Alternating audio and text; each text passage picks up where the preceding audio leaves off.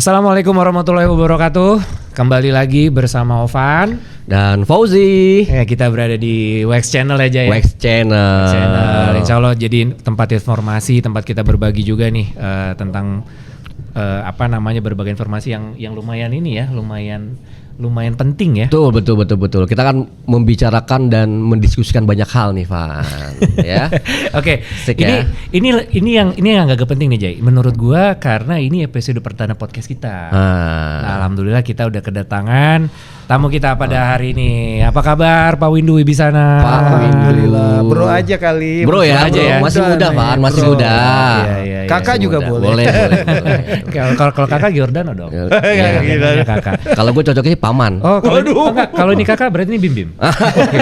Slang. Apa kabar Bro Windu? Alhamdulillah bro. By the way, makasih nih udah hadir di Wax Podcast ya.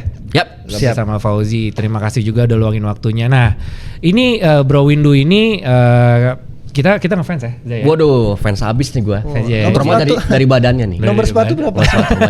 Sabar. 41. Nah, jadi sengaja kita undang biar teman-teman juga yang di rumah bisa tahu ya gimana sih seorang Ovan dan seorang Fauzi mengidolakan seorang Windu Wibisana. Waduh. Sosok biasanya udah inspiratif. dinaikin di bantai nanti. Belum. Nanti kita jatuhin di tengah. Nanti ada ininya.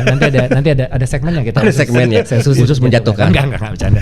Oke, Bro Windu, terima kasih sekali lagi ya.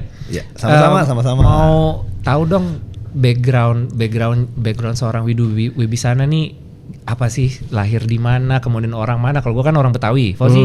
Orang Betawi campuran Sunda. Nah, jadi kalau coba deh, gua mau tahu Windu Wibisana tuh siapa sih? Coba. Sosoknya seperti apa? Iya. Jadi gue tuh sebetulnya Sunda, lahirnya orang Sunda campur sama Gorontalo. Wih, nah, Sunda campur kan? Gorontalo ya? Indo gitu ya, Portugis. Mau nanya juga ketemu di mana? Iya. Kalau Sunda bisa Jakarta ya? masih bisa. Jadi gue Sunda sama Gorontalo. Jadi gue tuh lahir di Bandung gitu ya, jadi lama di Jakarta gitu ya. Jadi biasa-biasa aja hidup gue tuh. Dulu waktu kecil gue introvert, orangnya tuh pemalu, nggak ambisi, nggak senang bersaing juga, ngomong di depan tuh takut. Ternyata dari pengalaman hidup, mengalami gitu ya, jatuh bangun orang tua, status ekonomi gue naik turun gitu ya, dan ternyata banyak pelajaran tuh. Nah dari sana gue belajar bahwa ternyata orang itu kalau pada kondisi tertentu, apalagi dalam tekanan yang dia nggak mampu ada exit plan, potensinya malah keluar. Iya, survival instingnya baru keluar ya. Jadi malah justru gue berasa ya semua ujian itu gue bersyukur hari ini gue pernah alami gitu ya. Jadi ternyata gue bisa berubah tuh, karakter gue tuh ya Allah kasih jalan tuh berubah. Nah gue tuh sekolahnya akhirnya SMP SMA di Jakarta, SD tuh di Bandung. Nah gue tuh kerja dulu macam-macam tuh. Gue pernah jadi manajer HRD, gue pernah jualan mobil, gue pernah MLM, gue pernah Ini jualan serabutan ya, jangan. Serabutan. Semua ya, iya. Semua gitu. Tapi bagus Jay, ini salah satu yang gue suka dari Bro Windu ya, karena dia opportunities. Artinya ada segala opportunity yang menurut dia bagus dia ambil. Betul. Nah, tapi sebelum ke situ Bro Windu ya, gue mau tahu deh, kan kalau misalkan pekerjaan itu kan based on biasanya dari tingkat pendidikannya kan. Betul. Nah, kalau Bro Windu sendiri tuh dulu waktu kuliah majornya apa sih? Nah, sampai bisa semua bidang gitu. Sampai semua bidang. Bagus ini. Sebenarnya sedikit aib ya kalau gue.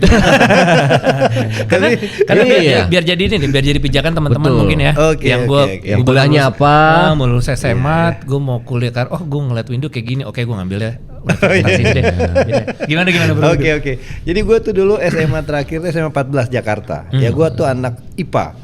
Jadi gue tuh sebetulnya seneng matematik. Kan unik ya. Gue anak nongkrong. Gue ketua taekwondo di sana. Jadi gue yang mendirikan taekwondo tuh di SMA 14 nih. Kalau adik-adik di 14 ada taekwondo, nah itu gue pendirinya dulu. Lama ya. ngeri ya. Gue pendiri itu. Terus gue pencinta alam. Nah, gue tuh IPA tapi unik. Orang-orang model yang suka alam biasanya kan nggak seneng. Gue senengnya matematik.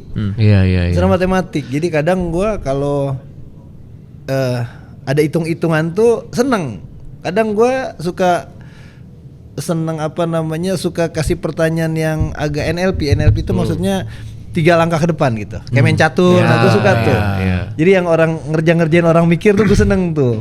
Nah tapi akhirnya gue ngerti, oh iya ternyata gue seneng hitung-hitungan kecuali kimia.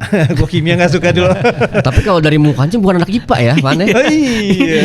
Gue baru tahu nih kalau anak IPA. Thank you udah Anak speak up. IPA. Tadi gue mau ngomong tapi Iya. nggak enak. Thank you Anak udah speak up. IPA ya Iya, ternyata. anak IPA. Jadi gue di sana, nah terus gue kerja di pertama kali tuh gue kerja tuh jadi trainer di Celebrity Fitness. Celebrity PT. fitness, Personal trainer. personal trainer ya. Sebentar, gue tuh jadi manajer. Manajer HRD dulu gue. Oh. Manajer HRD di perusahaan apa Jadi tuh? gue dulu Bergerak di kuliahnya, nah tadi kan tanya kuliah. Gue Iya. tuh pertama kuliah tuh dulu di Gunadarma. Wah, Akuntansi anak komputer. Van. Benar, di Akuntansi sini. komputer tahun 95. Lo kayaknya masih pada kecil ya. 95 kita lagi ngapain? 95 sih. Lagi main layangan sih gua lagi main layangan. 95 sih gue udah main PS ya. Udah ya. Udah ya. Sorry nih. Beda ya. Beda ya. Layangan sama PS beda. Beda. Status ekonomi ya itu kan. Beda emang udah. Lanjut. Iya. Lanjut. Gue pertama di Gunadarma. Kenapa? Karena orang tua gue tuh, jadi dulu tuh gue pengen coba ITB. 3 kali coba gue nggak dapet. Nah bokap gue bilang, lo daripada nganggur, udah lo kuliah akuntansi. Bokap gue almarhum tuh dulu kan ITB, City University, cum laude, terus orang pintar, beda banget. Ternyata gue tuh orangnya tuh seneng bisnis gitu ya. Nah gue ternyata pas disuruh di akuntansi komputer itu gue ambil karena gara gue nggak enak sama bokapan.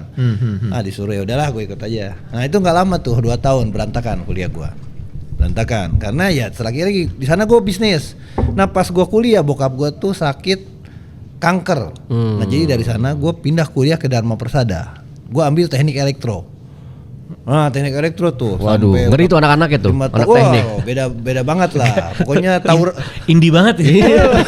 kayak kan orang biasanya ngambil kuliah ya ekonomi, Iya. fisip, ini teknik elektro. Teknik Iya. elektro. Tadi Ampun, awal Jay. akuntansi. Akuntansi komputer. Akuntansi komputer. Nah, gue di waktu zamannya akuntansi komputer ada kampusnya tuh di Salemba. Salemba, sama Salemba. di Kelapa 2. Ah. Nah sana tuh gue apa? Depok ya? Gue belajar catur sana. Jadi bukan ekonominya gue belajar. Caturnya Karena gua ya? Di kantin terus main catur gitu ya. Nah akhirnya di sana berantakan kuliah gue karena jarang masuk. Gue pindah ke elektro, kata bokap. Gue udah mau yang mana deh, serah lu. Gue ke elektro aja kan.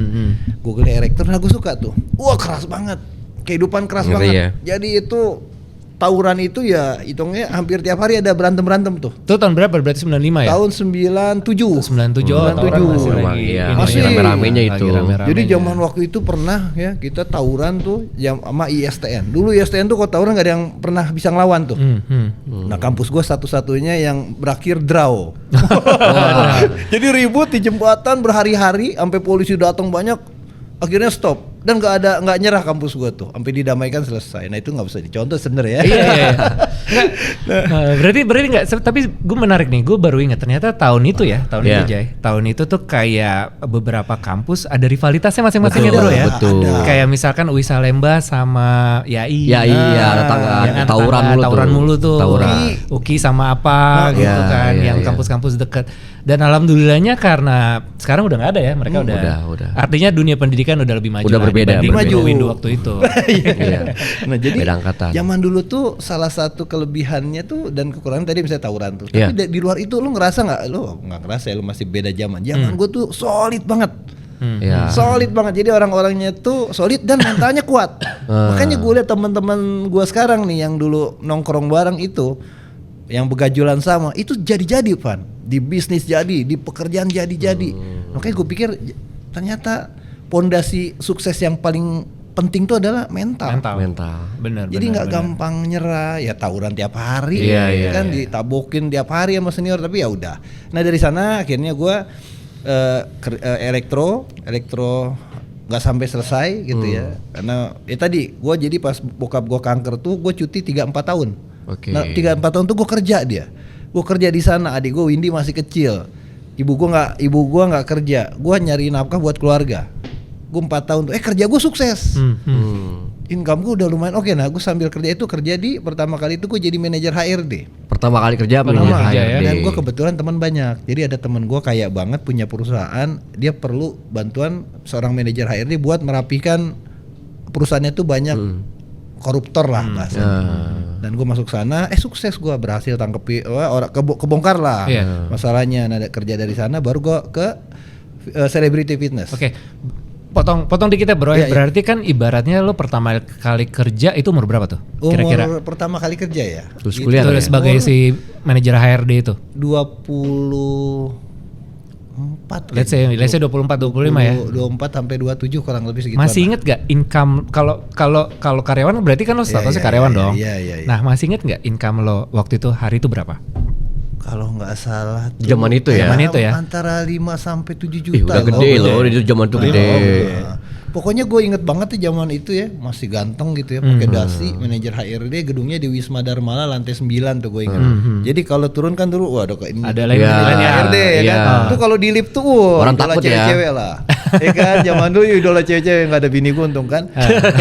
Idola cewek-cewek, tapi berjalannya waktu gue nggak mengecilkan pekerjaan itu kan. Gue di sana, nah tiba-tiba gue ketemu karena gue sering nge-gym kan dari dulu kan, senang bela diri. Nah ada masuk namanya perusahaan Celebrity Fitness.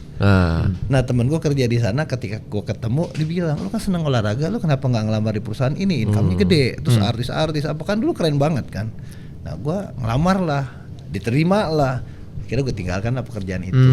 Tapi bener ya, kehidupannya bener kayak roller coaster ya. Roller coaster Dari manajer HRD tiba-tiba jadi personal trainer. Itu lebih aneh banget sih. Gue sih kalau misalkan ada di posisi Bro Windu ya saat itu manajer HRD udah oke ya. Udah oke ya. Apalagi dengan gaji waktu itu 5-7 juta. Di zaman itu kan, gede. Zaman itu kan dengan ada inflasi tentu ada kenaikan gaji dong pasti.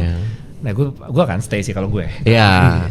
Ya kan karena kayak apa namanya lo nge-switch dari suatu pekerjaan yang udah oke terus kemudian pindah ke satu pekerjaan yang lain kan tentu berarti Bro Windu ngeliat ada opportunity yang lebih besar ya. Peluangnya yang jadi gue dilihat. tuh Berarti yang satu waktu manajer HRD disukai cowok, yang PT bercanda ya teman-teman. Nah, jadi akhirnya memilih untuk bergabung di Celebrity Fitness ya. Itu ingat nggak tahun berapa?